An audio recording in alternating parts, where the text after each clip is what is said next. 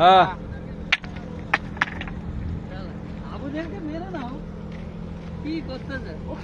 আমাদের ছবি কি তুলেছে? হ্যাঁ তুলেছে। এটা হচ্ছে বদরের মধ্যে যে সাহাবীরা শহীদ হয়েছিলেন তানাদের কবর এখানে, অর্থাৎ তানাদের মাইয়াদ এখানে আরাম করছে। এটা হচ্ছে শুহাদায়ে বদর।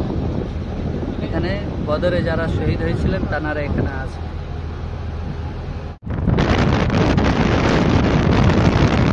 এটা হচ্ছে জবলে মালায়েকা, অর্থাৎ বদরের যুদ্ধে ফেরেশতারা এই পাহাড়ের উপরে নেমেছিলেন।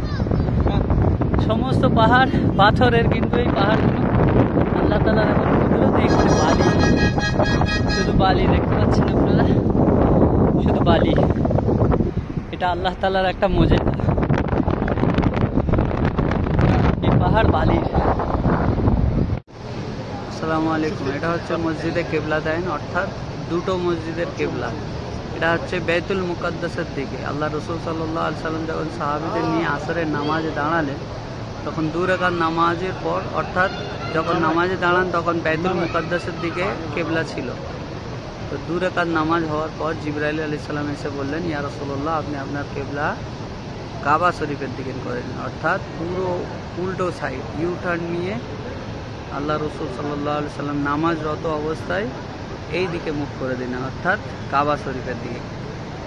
তখন সাহাবীরাও ওনার দেখায় পুরো উল্টো দিকে ঘুরে নামাজ শেষ করেছিলেন। এই জন্যই এই মসজিদটার নাম হয়েছিল মসজিদে কিবলাতাইন। দেখুন একদম উল্টো দিকে, এইটা হচ্ছে কাবা শরীফের দিকে, আর এইটা হচ্ছে পুরো বাইতুল মুকাদ্দাসের দিকে, অর্থাৎ যেটাকে আমরা এখন ফিলিস্তিন বলে জানি, বাইতুল মুকাদ্দাস।